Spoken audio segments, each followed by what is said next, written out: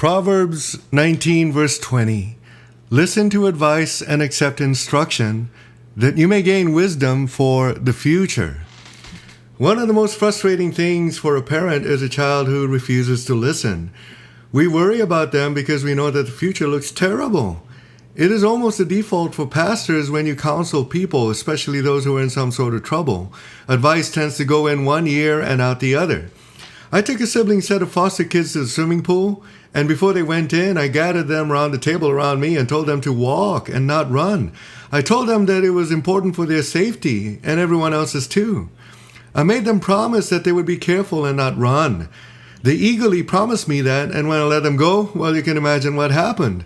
Immediately running around like headless chickens to the pool. Most people think that they're very good listeners. The truth is that it's very hard to pay attention.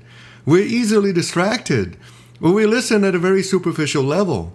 The worst are people who totally misconstrue what you're saying. They're not really listening. Sadly, such people will never truly gain wisdom. They will become what the book of Proverbs calls the fool, because in order to be wise, you need to listen. That's the first step towards wisdom. It's not the only step, of course, but it's a necessary and vital one. Without it, there is no wisdom. Anyone who is wise has learned to listen, and to listen very well. So what do you listen to? You listen to advice. The word for advice means good counsel, something with a design or purpose, like military strategy, for example. And if the design or strategy is useful, then you got to accept it.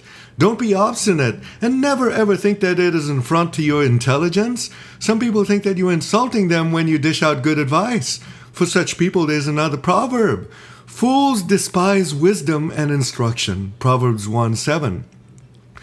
The fool in the book of Proverbs is stubborn, lacking understanding, doesn't store up knowledge, fails to attain wisdom, talks loosely, is filled with pride and argumentative, contentious, morally unskilled, and refuses correction. Well, do you know people like that? But how about you? Are you like that? We often are.